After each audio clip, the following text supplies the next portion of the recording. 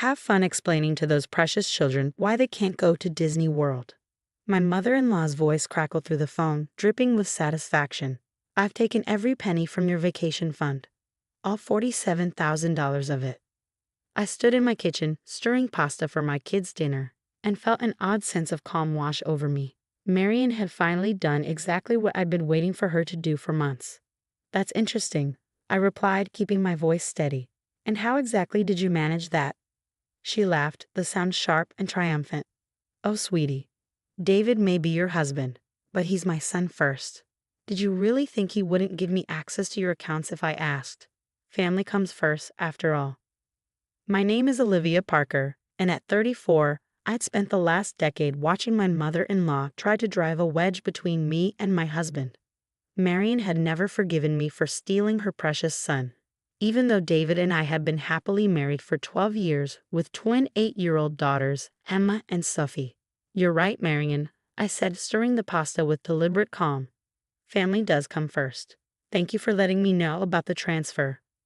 Her triumphant laughter faltered for a moment, clearly thrown by my lack of panic. What's wrong with you? I just told you I took your entire vacation fund. The one you've been saving for 3 years. The girls will be devastated. I thought about the real vacation fund, safely tucked away in an account Marian knew nothing about, and smiled.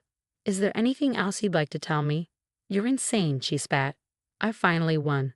I've shown David what a terrible mother you are. Unable to even keep your promises to your children. Maybe now he'll see sense and... I hung up, placed my phone on the counter, and called out to my daughters. Girls, dinner's ready.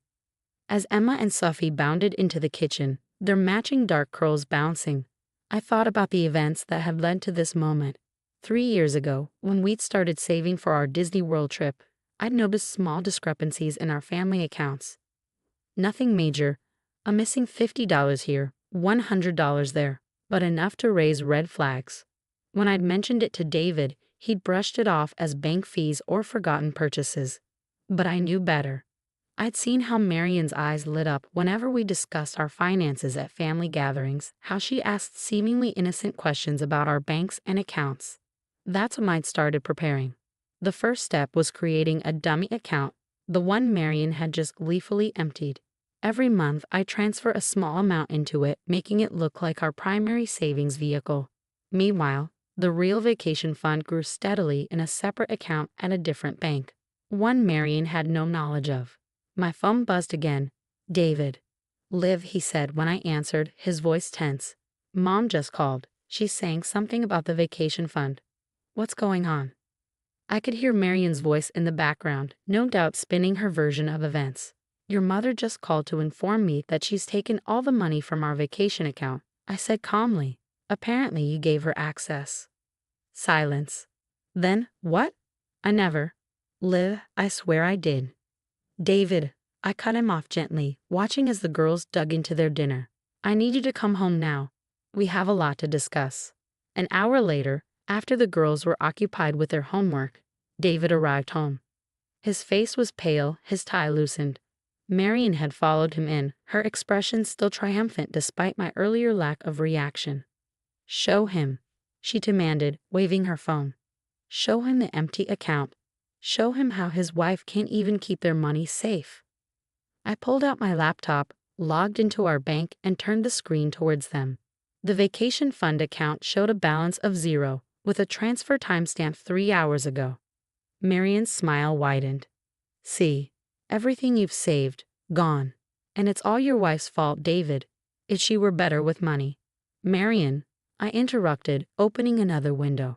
Since you're so interested in our finances, let me show you something else. I logged into the second account, the real one, and turned the screen again. There it was, $68,000, safely stored away in an account under my name only. At a bank Marian had never thought to check. The color drained from her face. What is this? This, I said quietly, is our actual vacation fund. That account you emptied, it was a decoy. I've been waiting months for you to try something like this. David stared at the screen, then at his mother, realization dawning on his face. Mom, tell me you didn't actually steal our money. Marian's mouth opened and closed like a fish out of water. I was just trying to protect you. She's been controlling all your money, keeping secrets. The only person trying to control anything here is you, I said, standing up. And now we have proof. The transaction records, your phone call, everything. David sank into a chair, running his hands through his hair. I can't believe this. All these years, Liv kept telling me something wasn't right. That money kept disappearing. It was you. Marion's face twisted. She's turned you against me, my own son. No, Mom. David cut her off, his voice firm. You did this yourself. And it stops now. I closed the laptop gently. Marion, you have exactly 24 hours to return the money you took. Every penny of it. After that, we'll be pressing charges for theft. You can't do this to me, she shrieked. David, tell her she can't do this to your mother. But David was already pulling out his phone. I'm calling the bank right now, Mom. What you did. It's not just wrong, it's illegal. As Marion stormed out, slamming the door behind her, I heard small footsteps on the stairs. Emma and Sophie peeked around the corner, their eyes wide. Is everything okay? Emma asked. We heard yelling. I exchanged a look with David before smiling at our daughters. Everything's fine, sweethearts. In fact, I pulled them close for a hug. How would you like to start planning our Disney World trip? Their squeals of excitement filled the house, drowning out the sound of Marion's car screeching away from our driveway. As I held my family close, I knew this was just the beginning. Marion had finally shown her true colors, and now everything was about to change. The next morning, my phone started buzzing at 6 a.m. with messages from Marion's flying monkeys, her sister, cousins, and various family friends, all expressing their shock and disappointment at how I was destroying the family. You're really going to press charges against your mother-in-law? Marion's sister Janet texted, over a simple misunderstanding. I put my phone on silent and focused on getting the girls ready for school. David had barely slept, spending most of the night making calls to the bank and documenting everything his mother had done. The betrayal sat heavy on his shoulders. I should have listened to you years ago, he said as we packed the girls' lunches. All those times you noticed money missing, the way she'd always ask about our accounts. I just didn't want to believe my own mother walled. Hey, I touched his arm gently. You're not responsible for her actions. The doorbell rang, interrupting our moment. Through the window, I could see Marion standing there, mascara streaked down her face, clutching her designer handbag like a shield. Don't answer it, David said, his jaw tightening. She needs to return the money through the proper channels, not try to manipulate her way out of this. But Marion had already spotted us through the window. David, she wailed, loud enough for the neighbors to hear. Please let me explain. I did this for you. I gathered the girls' backpacks. I'll take them out the back door to school, I whispered. You deal with her. As I guided Emma and Sophie through the garden, I could hear Marion's voice rising hysterically. It was a test. I was just trying to protect our family money. That woman has been controlling everything. That woman is my wife. David's voice cut through clear and firm. And those were our children's savings you stole. By the time I returned from dropping the girls off, Marion's expensive SUV was gone from our driveway. But the drama was far from over. David sat at the kitchen table, looking exhausted. She claims she can't return the money right away, he said as I poured us both coffee. Apparently, she's already spent some of it. On what? I asked, though I could guess. Marion's shopping addiction was legendary in the family. A new designer bag collection, and a deposit on a luxury cruise. He laughed bitterly. Our children's vacation fund spent on her vacation. I pulled out my laptop. Well then, time for Plan B. What's Plan B? Remember last year when your mom had that medical emergency and needed to borrow money? I opened a folder of carefully organized documents, and how she insisted on putting her lake house up as collateral, thinking we'd never actually hold her to it. David's eyes widened. The notarized agreement. Exactly. I showed him the legal document we had drawn up. She was so sure we'd never enforce it, she didn't even read the fine print. If she defaults on repayment or commits any financial misconduct against us, the lake house becomes ours. She'll lose her mind, David whispered. That house is her pride and joy. Then she shouldn't have stolen from her grandchildren. The next few hours were a whirlwind of activity. Our lawyer, Miss Thompson, arrived with the paperwork and we began the process of claiming the lake house.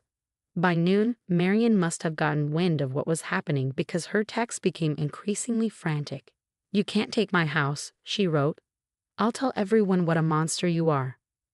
"Go ahead," I texted back. "Make sure you mention how you stole $47,000 from your grandchildren's vacation fund while you're at it." David's phone started ringing, his sister Kate. Unlike Marion's other allies, Kate had always seen through her mother's manipulation. "Is it true?" she asked when David put her on speaker. "Mom actually stole from the girls' vacation fund." "It's true," David confirmed. "We have the bank records, her confession on my phone, everything." Kate was quiet for a moment. "You know what? Good. Maybe she'll finally face consequences for once in her life. Do you need any help? I have records of some suspicious transfers from my accounts too." By mid-afternoon, the story had spread through the entire family. But unlike Marion's previous attempts to turn everyone against me, this time the tide was turning. Cousins started reaching out with their own stories of borrowed money that was never returned. Aunts and uncles shared incidents of Marion's financial manipulation that had been swept under the rug for years. "It's like opening a floodgate," David said as we read through the messages. "Everyone has a Marion story they've been afraid to tell." Around 4 p.m., just as I was preparing to leave to pick up the girls, Marion showed up again. This time she wasn't crying. She looked furious. "Here," she thrust a cashier's check at me. "Take your money back. I had to cash in my cruise deposits and sell my new bags at a loss, but here it is, happy now." I looked at the check. $42,000? That's still $5,000 short. "That's all I could get together," she snapped. "Take it or leave it. The lake house transfer proceeds tomorrow morning unless we receive the full amount," I said calmly.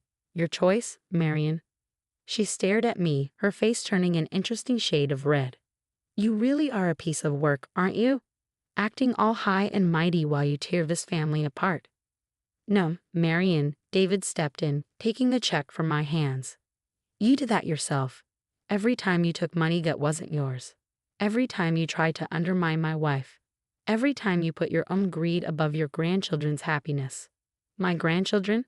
Marion laughed bitterly. "The ones you let her turn against me. The ones whose vacation fund you stole," I corrected. "And they don't know about any of this yet. But if you'd like to explain to them why you took their Disney World money, be my guest." Marion's face crumpled, but I'd seen this act too many times to be moved by it. "I'll have the rest of the money tomorrow," she said finally, "but this isn't over."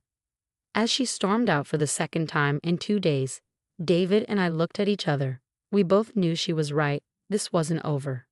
But for the first time in our marriage, we were completely united against her manipulation. "We should probably warn the girls' school not to let her pick them up," David said quietly. "Just in case." I nodded, already drafting the email in my head. "And we should move the real vacation fund to an even more secure account." David pulled me into a hug. "I'm so sorry I didn't see it sooner. All these years, you were protecting our family while I was making excuses for her." "Hey," I hugged him back. Better late than never. As we held each other in our kitchen, I could hear the school bus approaching outside. Soon, the girls would burst in, full of stories about their day, blissfully unaware of the drama unfolding around them. And that's exactly how I wanted to keep it: their innocence protected, their dreams of Disney World intact, and their future secure from Marion's greedy hands. But I knew tomorrow would bring new challenges. Marion never gave up easily, and she'd just been humiliated in front of the entire family. Whatever came next, we needed to be ready. The next morning, true to her word but clearly against her will, Marion transferred the remaining $5,000. But her quiet compliance worried me more than her usual dramatic outbursts. In my experience, a quiet Marion was a plotting Marion. I wasn't wrong. 3 days later, as I was helping Emma with her math homework, my phone lit up with a message from Kate. "Check your email now. Mom's lost it." There in my inbox was a mass email from Marion to the entire extended family, including photos of the real vacation fund account I had shown her. The subject line read, "Pirolof of Olivia's Deception." The email was a masterpiece of manipulation. Marion had somehow twisted the story to make my protective measures look sinister. According to her, I had been hiding money from the family and deceiving David by keeping secret accounts. She'd even included a tearful video of herself, explaining how she had only accessed the vacation fund to expose my deceitful behavior. "She's really something, isn't she?" David said, reading over my shoulder. Instead of anger, he sounded almost impressed by his mother's audacity. Should we respond? Before I could answer, another email arrived, this time from David's grandmother, Marion's mother-in-law, Eleanor. She had replied all to Marion's email with two simple attachments: a series of bank statements showing suspicious transfers from her accounts to Marion's over the years, and a single sentence: "Shall we talk about financial deception, Marion?" My phone started buzzing with notifications as other family members began chiming in, each with their own story of Marion's financial manipulations. Kate shared screenshots of borrowed money that was never repaid. Cousins posted about missing wedding gifts that Marion had kept safe. Even Marion's own sister shared a story about disappeared inheritance money. "Mom's always been like this," Kate texted me privately. "She just finally messed with someone smart enough to catch her." I looked at David, who was still reading through the growing thread of family revelations. "You okay?" He nodded slowly. "You know what? I am. It's like I'm finally seeing her clearly for the first time. And I'm not the only one." That evening, as we sat down for dinner with the girls, Emma looked up from her pasta with serious eyes. "Mommy, why hasn't Grandma Marion come to visit this week?" Sophie joined in. "Yeah, she always comes on Wednesdays to take us for ice cream." David and I exchanged glances. We'd been so caught up in the drama, we hadn't prepared for these questions. "Grandma Marion needs some time to think about some choices she made," I said carefully. "Sometimes adults make mistakes, and they need time to understand why those mistakes were wrong. Like when I took Sophie's art supplies without asking," Emma asked. "Similar to that," David smiled. "But grown-up mistakes." That night, after the girls were asleep, David and I sat on the back porch, planning our next steps. Marion's email blast had backfired spectacularly, but we knew she wouldn't stop there. "We should use some of the real vacation fund to install security cameras," David suggested, "just in case." I agreed, thinking of Marion's tendency to escalate when cornered. And maybe it's time to tell the girls a simplified version of what's happening. They're smart. They'll notice something's wrong. The next morning, we received a surprising call from Eleanor. "I'm selling my condo," she announced without preamble, "moving into assisted living. I want you and the girls to have the beach house in Clearwater." "Eleanor, we couldn't," I started. "Nonsense," she cut me off. "Marion's been trying to get her hands on it for years. I'd rather it go to someone who knows the value of family, real family, not just money. Besides," her voice softened, "those girls deserve a backup vacation spot if Disney World falls through." 2 weeks later, life had settled into a new normal.